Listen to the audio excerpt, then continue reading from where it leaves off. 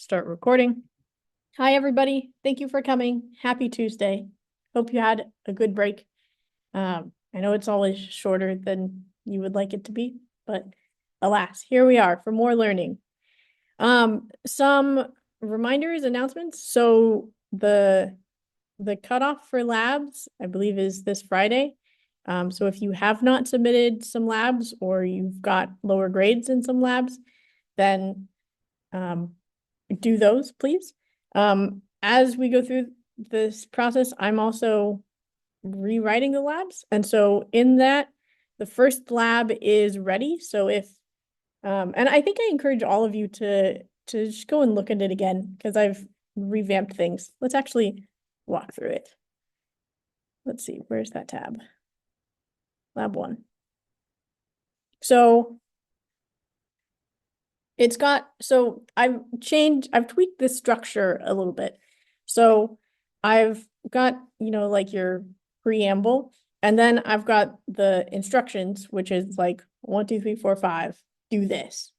And so as we go through, I've got like explanations or hints. And so if you click on with number 1, how do I install a JDK? How do I install Eclipse? I can click on the explanation, and it brings me down to a point in the page, and it's like, go to this link, go to this link. And then I've got a link to go back up to the instructions to take us back up here. And then, so hopefully that makes it clearer, like, these are the things that I want you to do. And then I've moved any like telling you how and why to later on. And so when we get to like, this is for lab 1. So if you want to go through this and try, I think you probably should be able to do all of these without looking at the explanations or hints. But if you need them, they're there. And so, yeah, and so I've got like, here's how you find the sum of an array. And so, yeah, so this is designed to be like lab 1. So it's a little bit lengthy because there's a lot to cover, but that's kind of where we're at. So this is the redo of lab 1, absolutely not required in any way. But if you didn't understand lab 1, thought it was really confusing, I would recommend do this first lab, see if that helps clear things up a bit. So I've updated the assignment. So here's like the redo link. The difference between them is that there's a dash after lab. So the old one was just like lab 01. The new one is lab dash 01. And then if you do the lab, if you want to fill out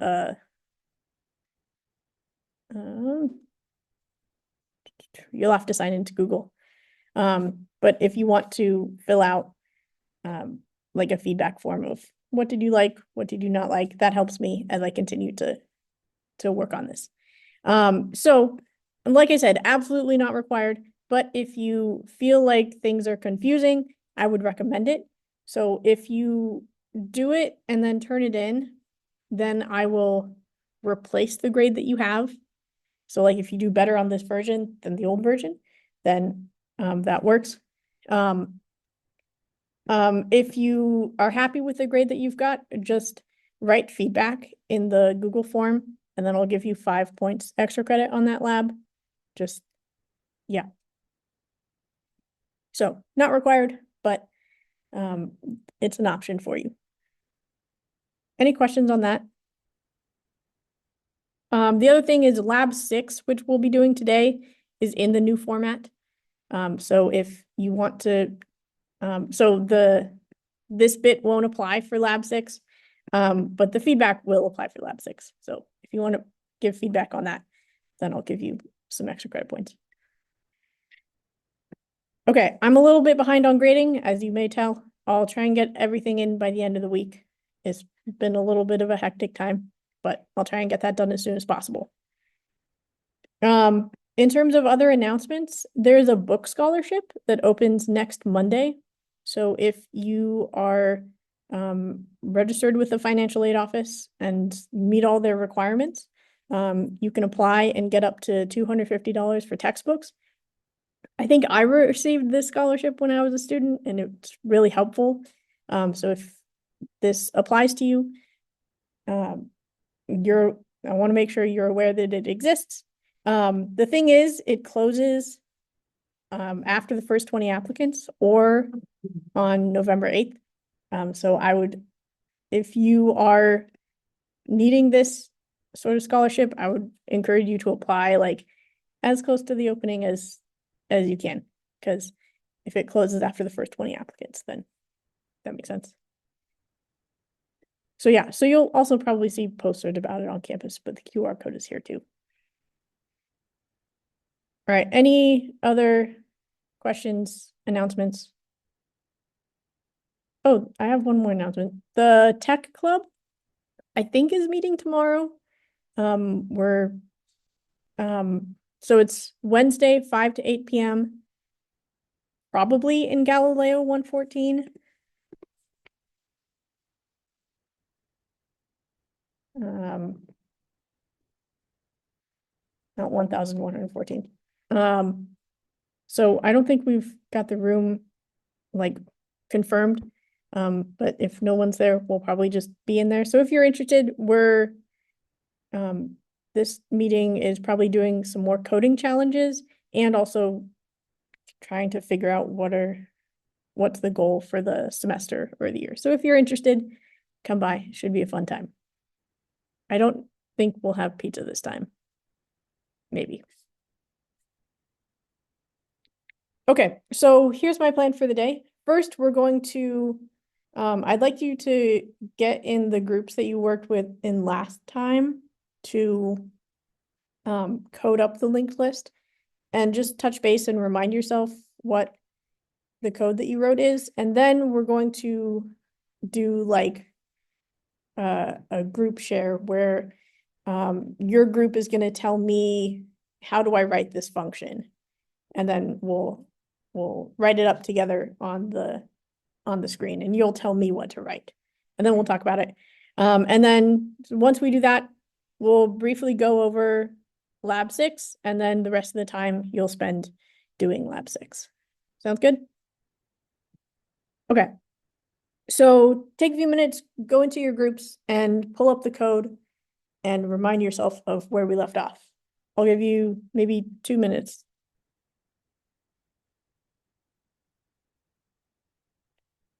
Go.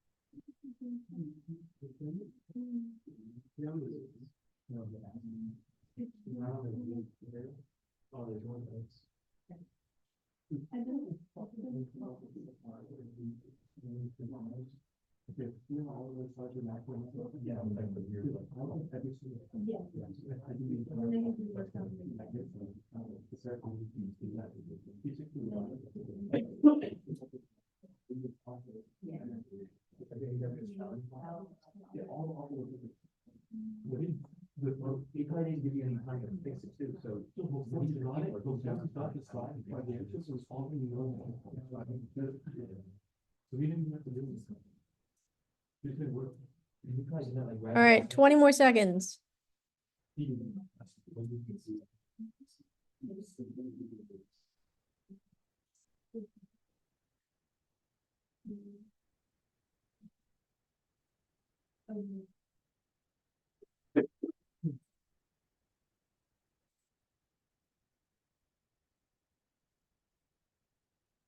Okay. Oh, and while we're here, before we go into this, I just want to note, I just remembered, I'm writing the lab one, I was writing it for Eclipse for next semester. So you could either do it in VS Code or you could like go through the process, download Eclipse. Because I have a lot of screenshots like of Eclipse. But just so you're aware that's a difference. Okay, so let's look at our linked list code. So this is what I ended up with. I'm in my LL class. The LL class is parameterized with T to allow any sort of type to be stored in this list. I've got my head and size fields, and then I've got a linked list constructor, and then with a node, I have a get node method, and then a bunch of empty methods. So let's start with is empty. And I think, I don't know, maybe I'll just like go around the room and we'll see how that works. Okay, so how should I actually, no, I'm gonna let you guys do a slightly harder one, maybe. Or, no, okay, how do I tell if it's empty?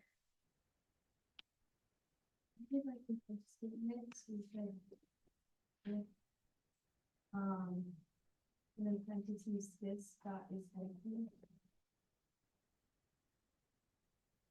And then we return through. And then else.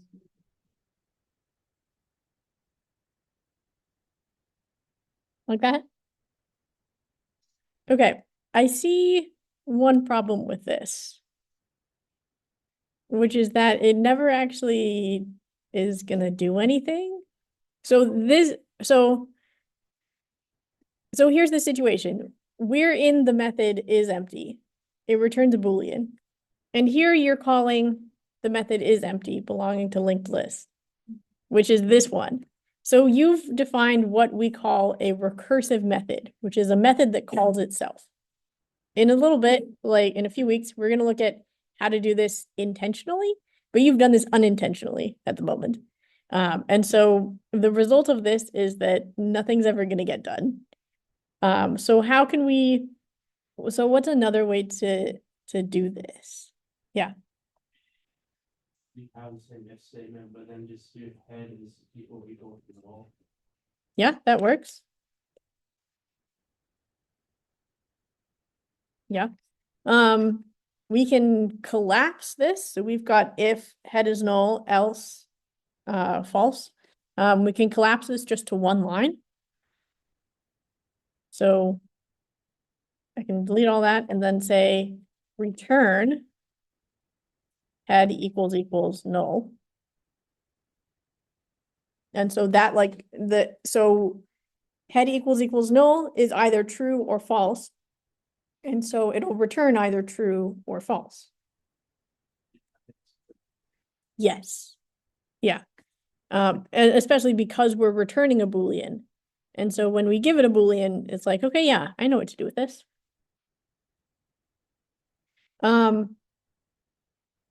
Is there another way we could have defined is empty?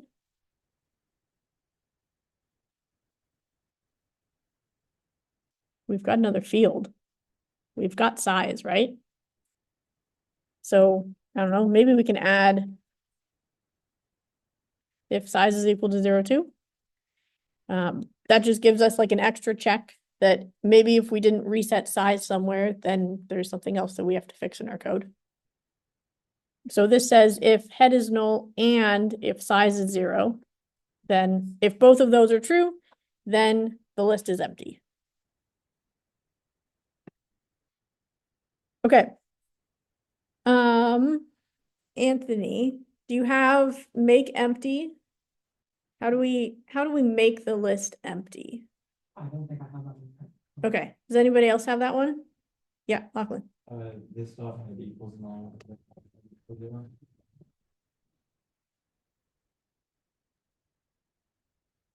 Yeah. Do we need both of them? Not really.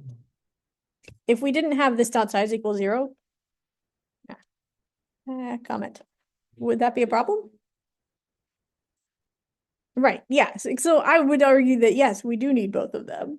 Because if we didn't reset the size to 0, then maybe later when we go to add something to an empty list, it's like you've got 51 items instead of just one item.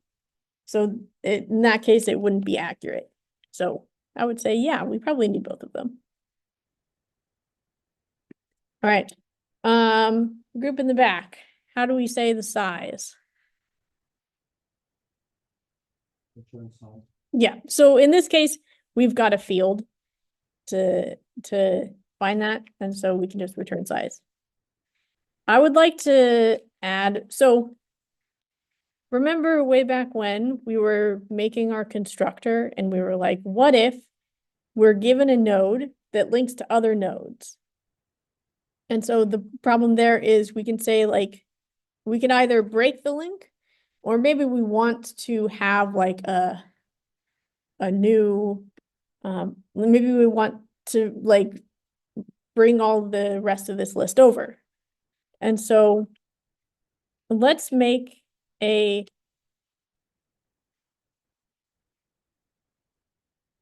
get size method that will go through the list, count up how many things, and we'll call that in the constructor.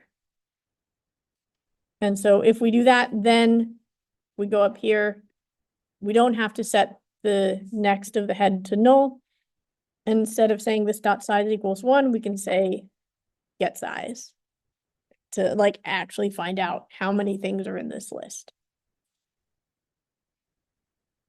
Okay. So to get the size, we're going to need to start somewhere. Let's try, so let's see, we did for get node, we did a for loop with I. That works. I'm gonna try, let's try something new. So we need a pointer to go through the list, and we need that pointer to start at the head of the list. So let's, just for fun, let's do that in a for loop. So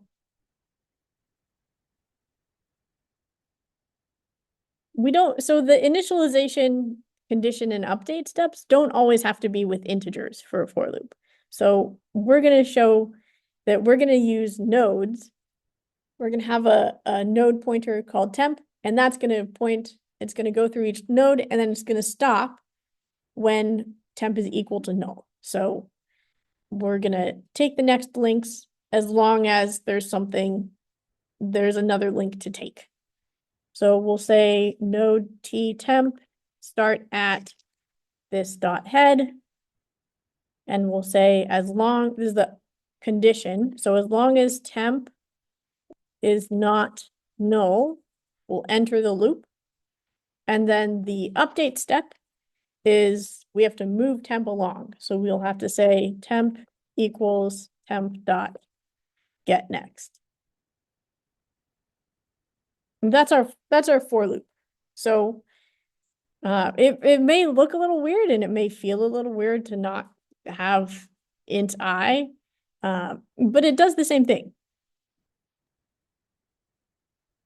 Okay, so we're having temp, we're going through. We probably need like a size variable. Or maybe, I don't know, count. We've got a size field.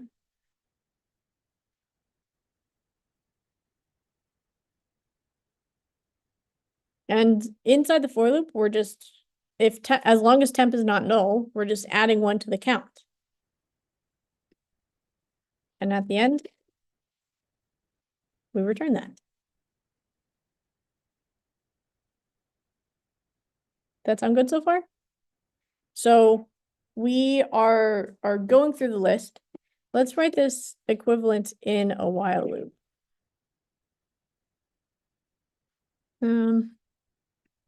actually, let me make it a new method. So we don't, I'll call it get size 2. So for a while loop, we've got all of those initialization, condition, and update steps just in different places.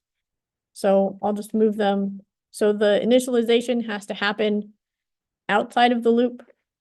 And then the condition is while temp is not null.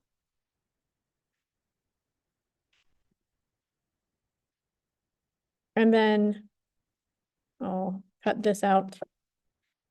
And then in the loop, we just have to increase the count and say temp is equal to temp.getNext. So it's doing the exact same thing, just with a different loop structure.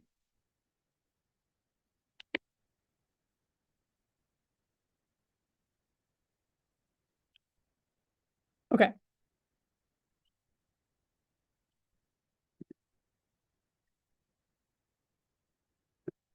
All right, let's do toString. Who wants to do toString? I think it might be you guys if you've got it. For toString, I just have return, with.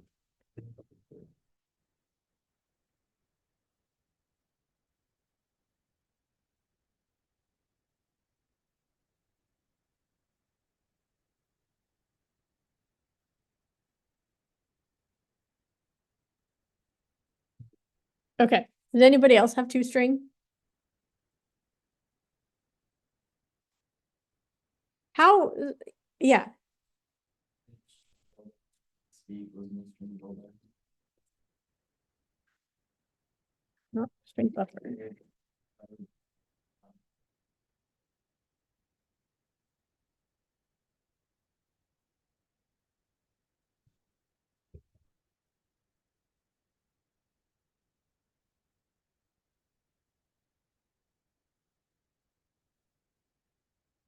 Hold on. Can you go back to the start of the while loop? SB don't have. Current docket data. And then on the line, SB dot append. On the space. And then current equals current docket next.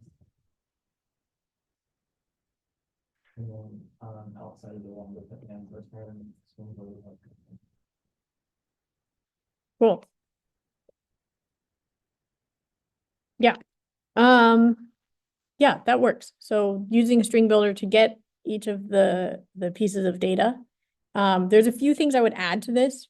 Number one, I might add like dot toString to the data. Just in case. Yeah. So because we're trying to append this data as a string to the string builder. And then the other thing I might suggest is this will currently append a comma to the last one. So maybe we can also add like if current dot get next.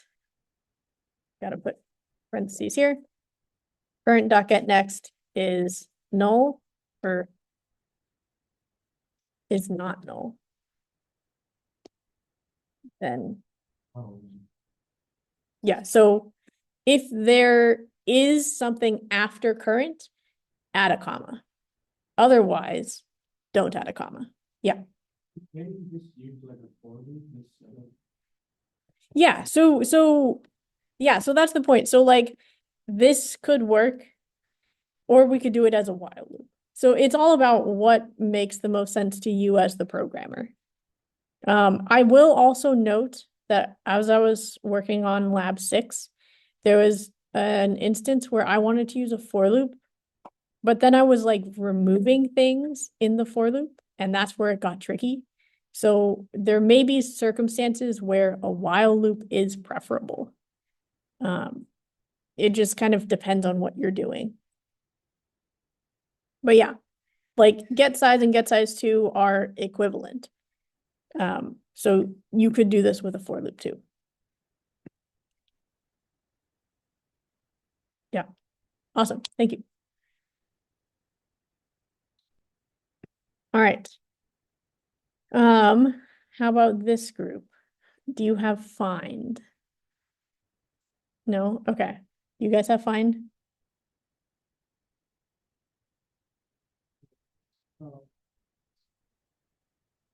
Yeah. I think I got it. Okay, what do you have? I start off by setting a node called current equal to that. And then that it's called index equal to 0. Okay. And I say while current is not equal to null.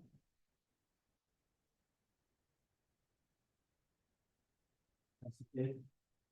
Current dot data. Dot equals x is the data of any type that you pass through Yeah, that's what we're looking for. return index. Um, And probably second. is that it? And then outside of that, current equals current dot next, and then the index plus plus.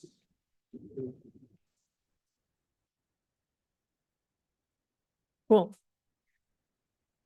Yeah, and then if we got outside the while loop, so if we got to the end, then you just return -1 for not found. If you think a for loop or a while loop is better here. I have some detractors in my group who keep telling me for loop, but I don't agree with that. So for this, I think either works. I think they're equivalent. Like if you were forced to use one, like at. I think, I mean, personally, I would choose while loop. I think There we go. with linked lists, while loop makes more sense to my brain. So that's up to you. Like you can have a strong preference for that. I think high level Java programmers think like in the same language. I don't know, for loops have always just come more naturally. Then yeah.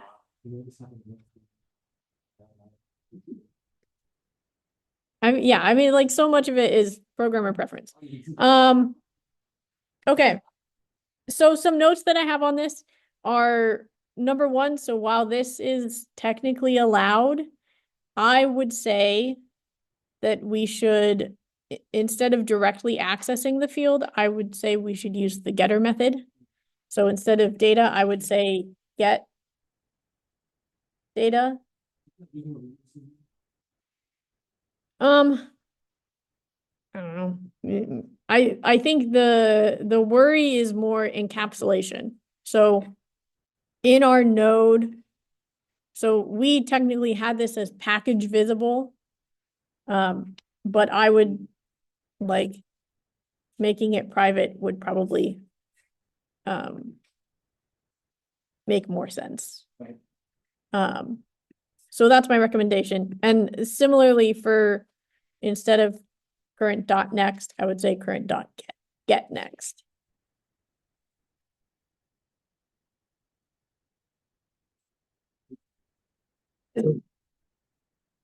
Yeah. All right. Any other comments on find? Okay. Now let's do insert. We've gotten to the actual like the meat and potatoes of our linked list. Who wants to volunteer? Please volunteer. Is that a hand?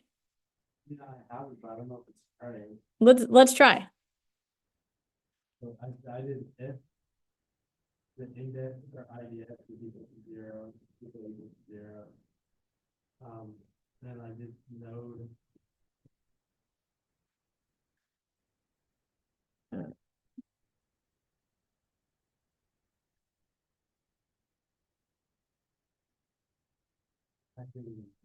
Yeah, okay.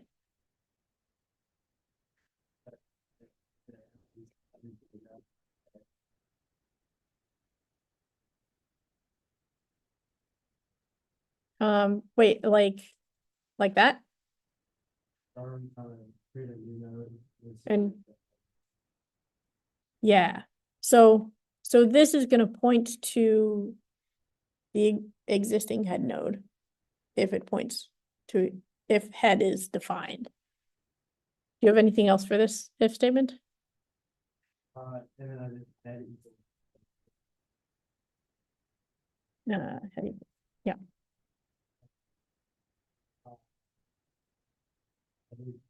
Edit the size. oh, right.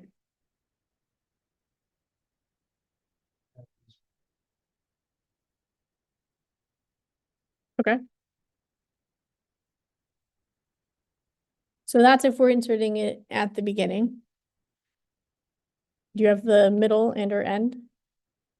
No, I did not. Okay. Yeah, okay, cool. Does someone have the middle or end cases?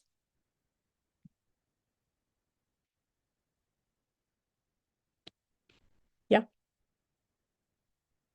So like if they make one equal to 0, I wrote, when the parent is this dot head and do a forward,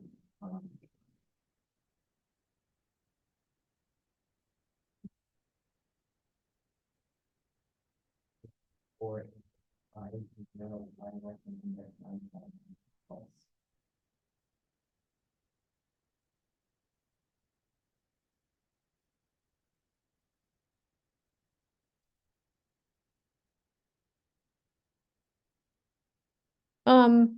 I will note, so I can see where you're going with this, and yes, it does work. However, we have made a helper method to do this for us. So way back when we made a method called getNode, where we give it an index. Just do, and that's instead of for the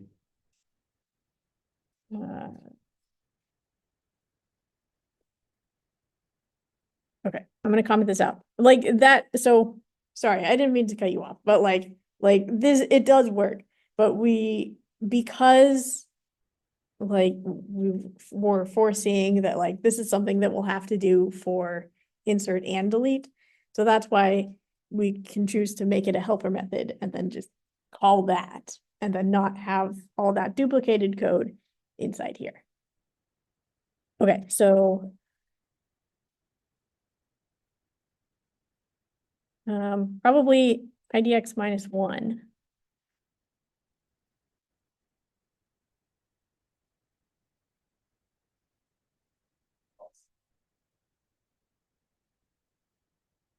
Yeah, like in the same line.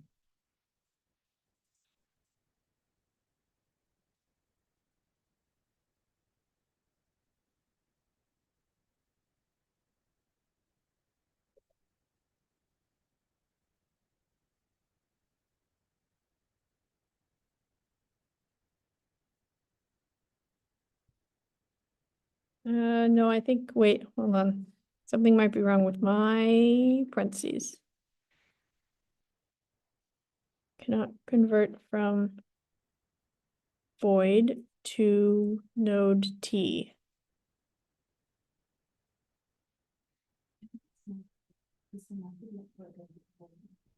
Is get node a void method? Hmm. So insert is void, which makes sense. So get node should give us a node.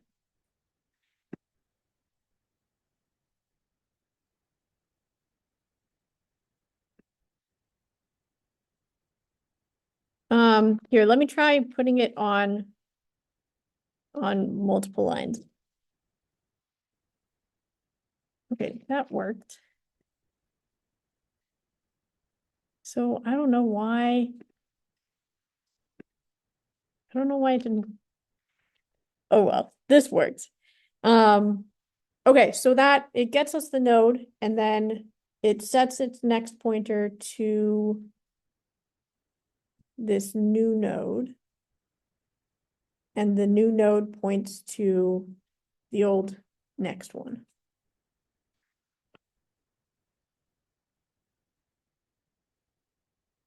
Yeah, I think that works. Yeah, and so this bit, when we're constructing the node, that's doing that like that. Let me open the drawing.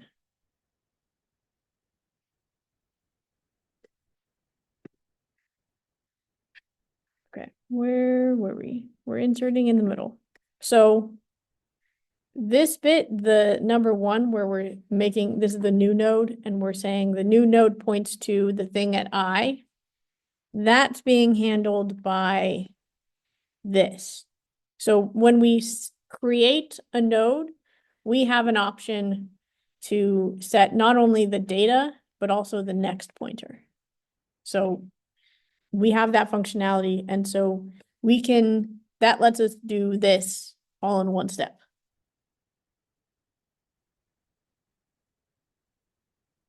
Okay, any questions on that?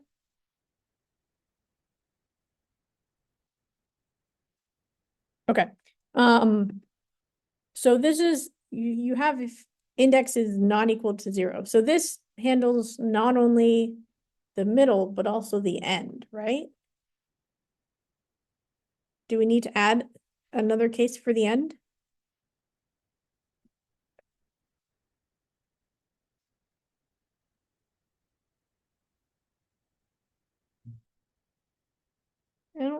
Yeah, I don't think so. Say that again. Yeah, because get node will just find wherever. So yeah, I think that's fine. I would probably change the not equal to 0 to greater than 0, just for input validation. And then maybe have if the index is less than 0, or if the index is greater than size, then we can, what is the exception here? Index out of bounds.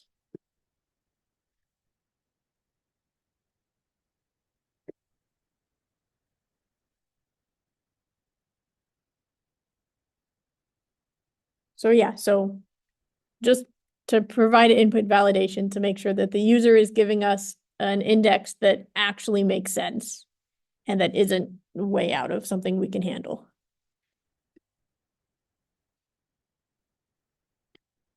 Yeah, cool. I will say in lab 6, let me pull that up really quick.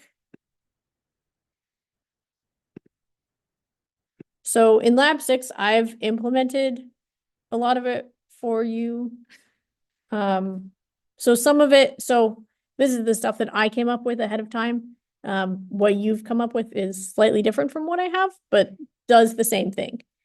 This is an example, a classic example of you do something slightly differently, but we get to the same result at the end.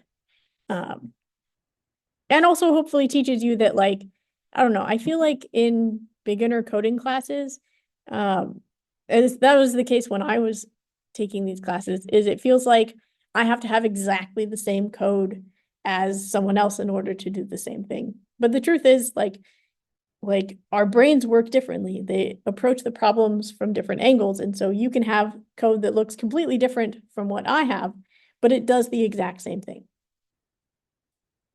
So my point with this, what I did, I used a switch case. And so, I just want to make you aware that this is something that you can also do in Java. So switch works on, I believe, integers. Does it work on more than integers? It does. Strings, enums. Yeah, cool. the way it made sense in my brain was to check if the index is greater than 0. And so if the case is it's greater than 0, then get the node, set next, and set next. Sorry, that's distracting. I'll close that. The other case is for if we're at the head. I think we just need to add this to our code. So this is another way of doing that. Okay, so here we'll need to increment size, and then we can just return. Okay, sounds good. All right, let's do delete. Who's got delete?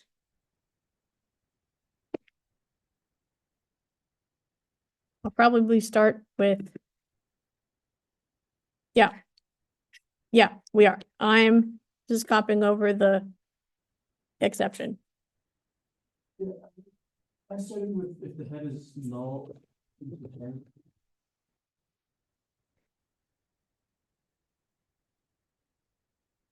Okay. And then if index is less than 0, like you're out of bounds. Okay. Yeah. This is 0. The head equals head like that next. Okay. Head equals head dot get next. Size. We decrement size.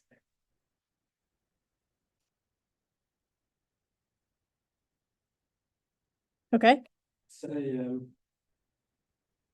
temporary node with the head. Is this like you're getting the node?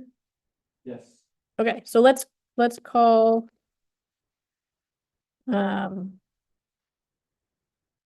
get node again. And so are you getting IDX or IDX minus 1? I'm getting IDX. IDX, okay. Previous node that I set with null.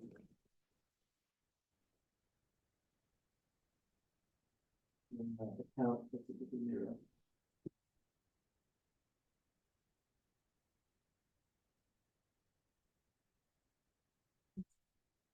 And then you've got, wait, File so, temp is not null and count less than IDX. okay, so you are, okay, so, The head is null, and the count is still less than the index that we're going to get to. We're going to iterate for the set previous equal to 10, and then set 10 equal to the next, whatever is the next node. okay. Okay, so yeah, so you're doing like the get next. Oh, come on, where is it? You're doing get node, but you're returning, like, if we were to modify this to do what you're doing, we would return like 2 nodes, temp and the one right before temp. Okay, so let's go back down here. So, okay, let's assume we've got temp and previous. Yeah, I just set previous equal to temp dot get next. Yeah, okay, so let's, okay, so I want to figure out how you actually do the deletion. Yeah, I set temp equal to, I think that's set next, and in the parentheses, temp dot get next dot get next.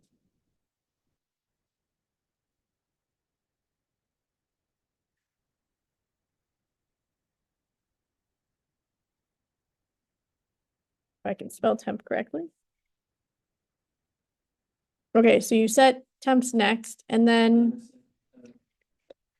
Previous equal to temp dot get next.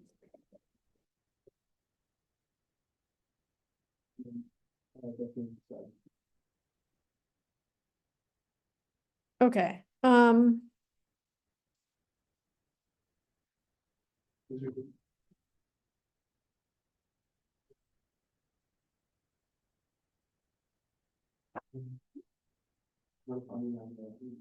I don't know that this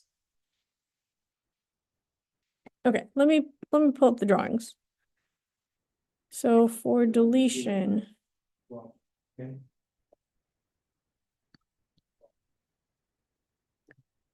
okay, so I see what you're trying to do.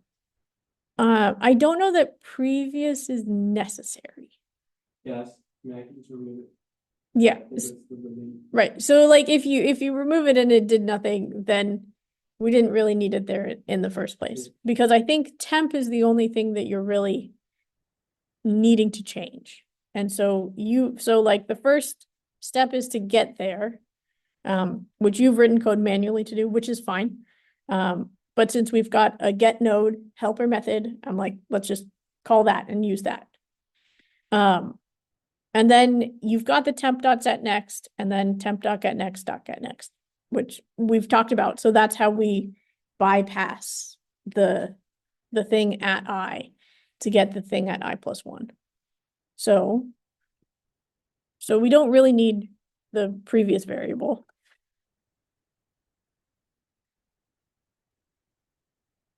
And so this is pretty much all that we need. Does anybody else have something substantially different?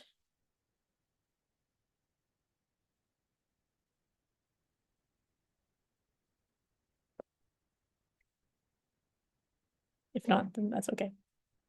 Okay. Okay, so that's pretty much it. Okay, so thank you for that. Hopefully that helped to kind of take what you were working on and then put it into something that we'll have as a class. I'll post this up on Canvas. For lab 6, I have like my completed code in there, plus I have a few extra methods. And so that can be helpful for this process. So let's talk about lab 6. So lab 6 has the same sort of structure as the new lab 1, where it's got instructions first and then explanations. And so one of the things I'm asking you to do a little bit differently this time is before you turn in your your lab, if you could, so let's go to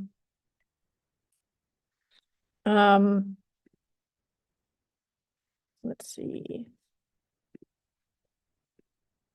Okay, so let's say that I have cloned the lab in GitHub. One of the things I'm asking you to do before you turn it in is normally you just like right click and go to compress. If I could ask you, if you go to rename first and then you name it like your first name and your last initial, that helps me in grading, because then when I unzip the folder, I'm like, oh yeah, I know who this folder belongs to, instead of having to rename it. So just make sure that you do that. So if you rename the folder itself first and then you compress it, then it'll keep the same name. So like if I compress that, then that gives me the zip folder with my name, and the folder under it also has my name on it. Okay, so if you can figure out how to do that while cloning, that's fine. Otherwise, you can do that when you're ready to submit. So the goal for lab 6 is to implement 2 additional methods for linked lists. Those methods are union and intersect. So I've got explanations for both of them. So for the union, if you've seen the Venn diagram, so let's say the one on the left is A and the one on the right is B. The union of A and B is everything in A plus everything in B. So like if we've got a list of 1, 2, 3, 4 and 2, 3, 5, 6, the union of these 2 lists are 1, 2, 3, 4, 5, 6. So anything that's in common is not duplicated. So while there's 2 in both A and B and 3 in both A and B, we only have 2 and 3 once. So that's the union, and your job is to, given another list. So let's look at I have the code up here. No, I don't. Let me pull up the code again. Okay, so let's go all the way to the bottom. So I've got 2 methods at the bottom for you to implement. And so the assumption is I'm giving you a second list to union with this list. And so you want to modify this list. So if I have a list A and I say A dot union B, I'm assuming that A is modified. Does that make sense? So it's not returning anything, it's modifying the list, what we call in place. Okay. So yeah, so I've got hints here. So for union, that means that any elements that are in B that are not already in this list should be added to this list. So I've got hints here. So draw pictures. If you draw pictures and then like screenshot and you can attach as PNG files into the lab, I'll give you an extra credit point for every one that you have. I've got a hint. Here's how you might want to approach the problem. Remember, we've got a find method. Try and use that as much as possible. And then my note, I spent like an hour trying to figure this out yesterday. In reality, if we try and find the union of a list that has duplicate numbers, it would like remove the duplicates. That's a more complicated problem, so just assume that I'm not going to give you any examples like that. If you can figure it out, I can give you extra credit, but that's not required for this one. So that's union. Intersection is if we've got our Venn diagram again, where the circle on the left is A, the one on the right is B. The intersection is only the elements both of those lists have in common. So if A is 1, 2, 3, 4, and B is 2, 3, 5, 6, then the ones that they have in common are 2 and 3. That's the intersection. If there's nothing in common, then the intersection is empty. And so like you would return an empty list. And so, yeah, so the same thing is you're going to modify this list to have only the things that are both in this list and in B. And so, yeah, that's kind of where we're at. Any questions before you get started? Okay, so feel free to work in groups, and we've got the rest of the class time, about 40 minutes or so to work on this. So I'll walk around and answer questions. But yeah, go ahead and get started.